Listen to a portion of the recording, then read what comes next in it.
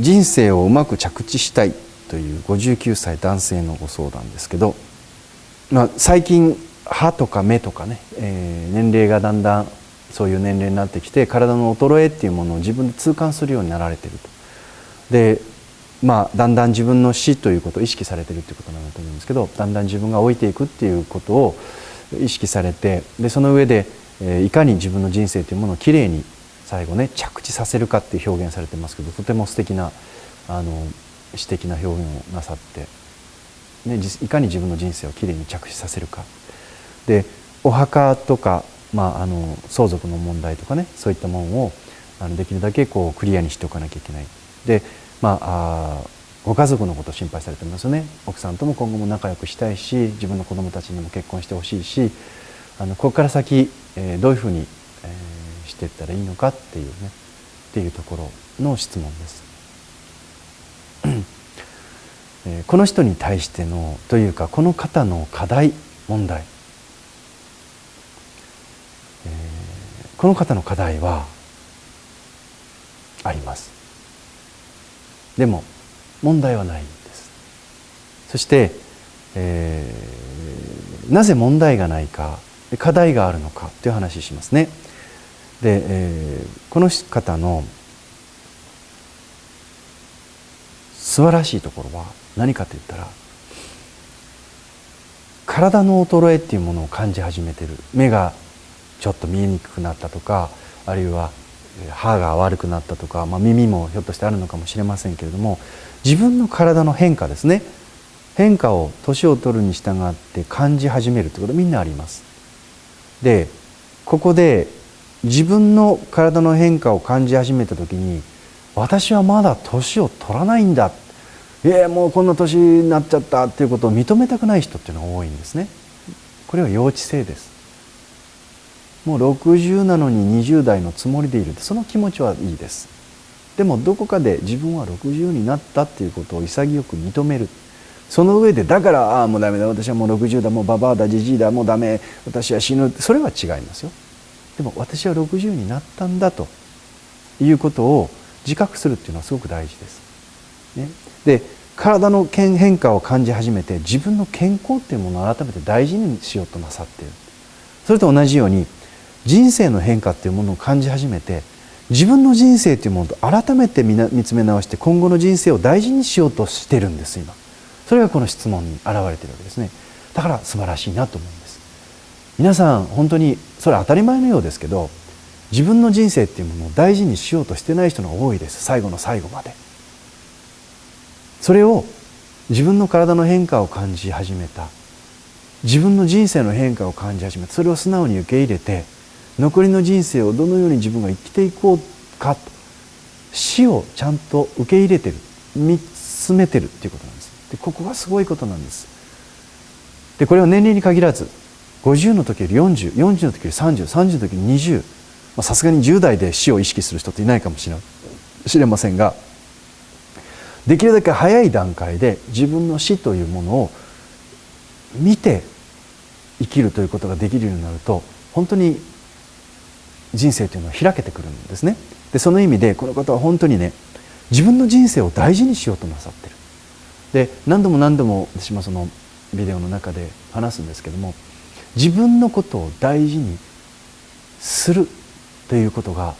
まず私たちに与えられた大きな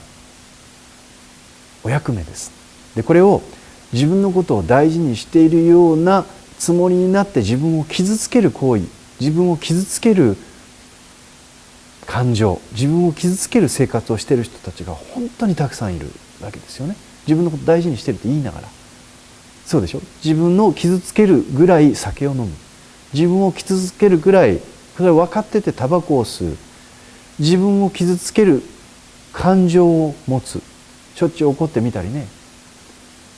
お店に行ってそのお店の女の子が挨拶をしなかったっていうことぐらいで怒ってるわけです。それ自分の感情を傷つけてるわけですよね。いろいろな場面で自分を傷つけるっていうことを盛んにやってしまう中で、自分のことを振り返って自分の人生を大事にこれから生きていこうとなさっている、ものすごいことなんですね。だから問題はない。その上でこの方に対して提案させていただきたい処方箋、課題があります。それは何か。一つは、これひょっとしたらもう自分でそこまで考えてらっしゃるんだったらやってらっしゃるかもしれませんが、まだ59、もう59、いろんな言い方できますが、59歳というのはですね、昔であればもう人生50年ですね。でも人生50年になってまだお亡くなりになってないということは、まだこの先がある可能性があるということです。で、そう思った時にまだ59なんです。で、ようやく逆に言えば自分の人生っていうものを、死というものを見据えて自分の人生をもっと大事にしようっていう気持ちになられたところなんです。ここからが余生だと思います。ここからが第二の人生なんですね。で、この第二の人生をどう過ごしていくかっていうことの提案が処方箋になります。で、また2つ処方箋があります。1つはもうね、ここまで考えてらっしゃる方だったらやってらっしゃるかもしれませんけれども、自分を解放してますかっていうことです。おそらくここまで丁寧に物事を考えられる方は、自分を丁寧にって多分きちんと生きようとなさってきた方だと思うんです。なのでひょっとすると自分の中で本当はこういうことをやってみたいんだけどやらなかったってことがあるのかもしれないし、本当はこういうことにチャレンジしてみたいんだけれども、いろんな家族の手前とかいろんなことでやらなかった、遠慮してたってことがあるのかもしれません。で、それが、これまで丁寧に薄皮を積み重ねるようにして丁寧に作ってきた自分の人生なので、多くの人たちをバーンと失墜させてその信頼を崩してしまうようなことはもちろん急にねなんか思い立ってとんでもないっていうことは内容によっては考えものかもしれませんけれども、この信用っていうものを崩さないことであれば、もう遠慮なしにチャレンジされてもどうかなと思います。もうそういうことがあるのであれば、ね、で、それが一つ目で、二つ目は、もしもう自分はね散々好きなことを今はやってると、遠慮せずにやってるということであれば、その上で提案があります。それは何かといったら、自分の家族、自分の生き方っていうものを大事に育んでこられた方なので、次はできることならばもっと多くの人のために生きてみてはいかがでしょうかっていうことです。おそらく自分のこれまでやってこられたこの丁寧な人生の中で、自分が経験してきたこと、自分が培ってきたスキル、さまざまな自分の何でしょう、知恵というものが多分この人にはあるような気がするんです。それを誰かに伝えることによって誰かが助けられる、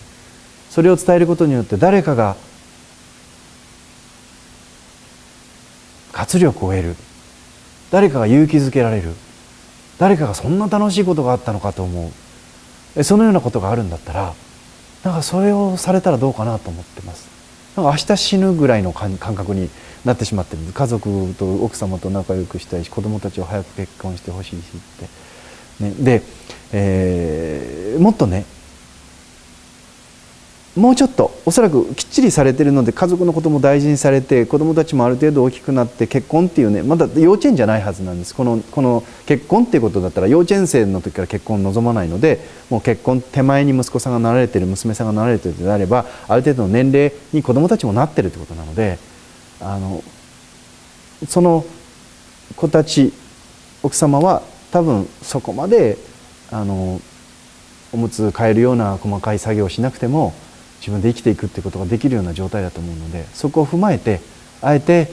何か自分の持っているスキルっていうものを社会にこう提供したり、人生の後輩たちに伝えていくっていうようなこと、多くの人たちにもっとね、お役に立てるようにという方向をなんか自分の中であれば考えられてはどうかなって、それはすごく大きなチャレンジになるような気がするんです。で、そういうものを絶対持ってらっしゃると思うんですね。なのでそんなことにチャレンジしていただけたらどうかなというのが処方箋です。2つ言いました。もしまだご自分の中で解放しきってないものがあるのであれば、もっと自分にわがままにチャレンジしてみてもいいんじゃないかな。あんまり大きく今までの信用を崩さない範囲で。でもう一個は、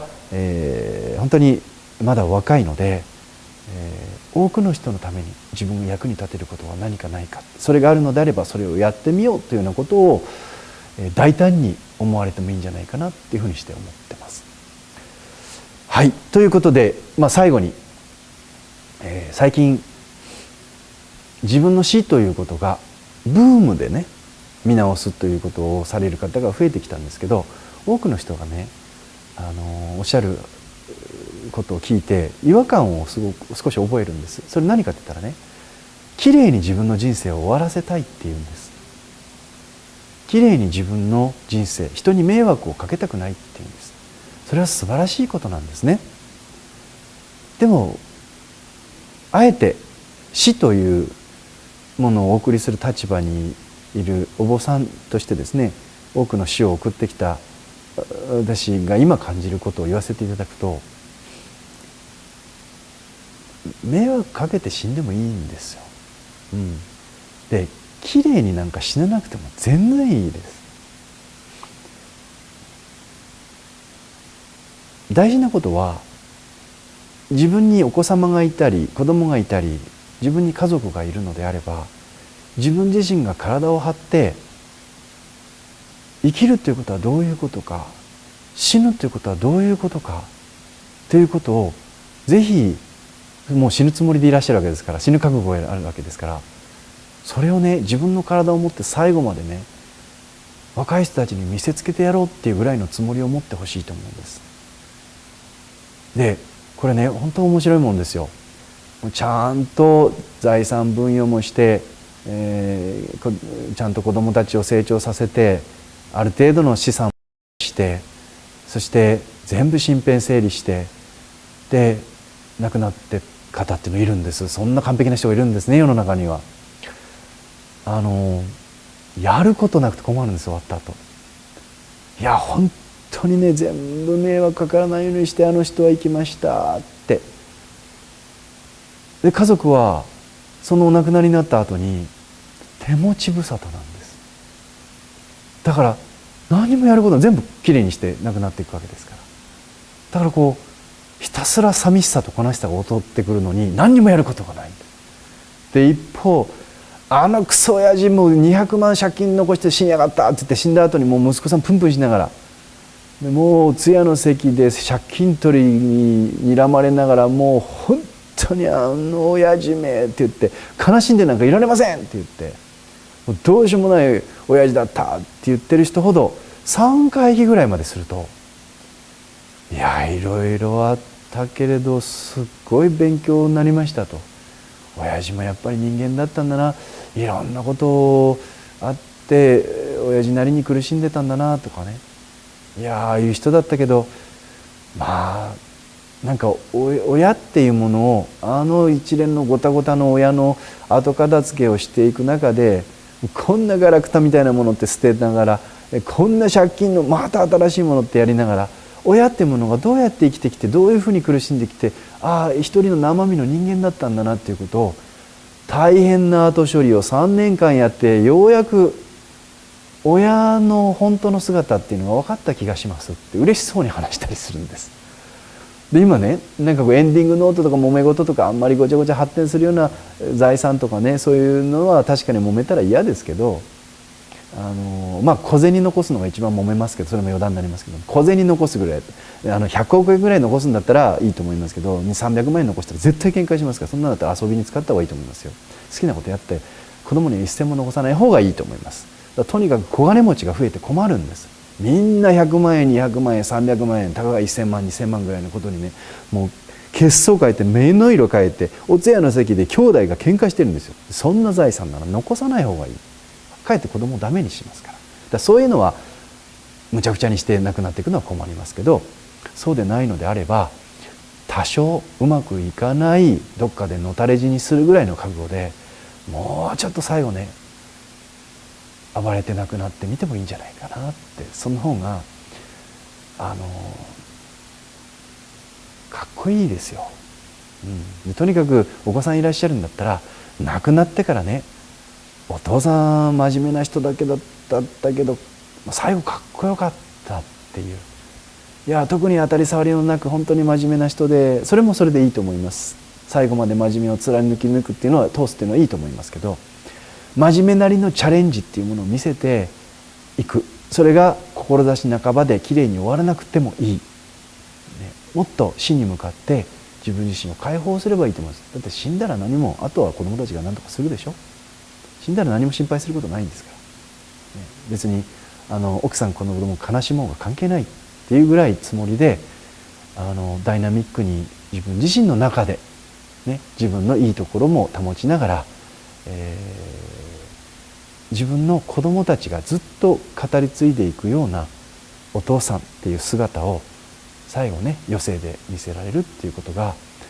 一番財産なのかなって、中途半端な小銭残して死ぬよりもということを最近お寺にいて思います。お通夜の席とかでお父さんどういう人でした、おじいちゃんどういう人でしたって言った時に、どういう人だったっていうことがパッと出てこない家族が本当に多いんです。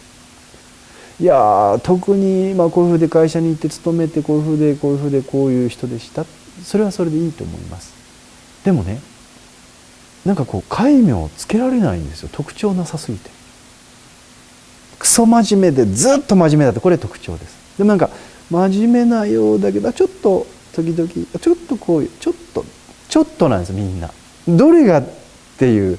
で、そのねなんか特徴がないなって、そういう人生はなんか悪いわけじゃないけどちょっとつまんないなということも感じたりします。ですからまだまだこれから59歳なのでまだまだチャレンジできることあると思いますから、とにかく子供のことなんか考えなくていいです。ここまでもう育てたんですから、お育てになったんですから、だから最後そんなに死ぬこと心配しなくて、一応最低限迷惑をかけないということだけ自分でやられたら、あとは、思い切って自分の姿を、親父の姿を見ておけようぐらいのつもりで、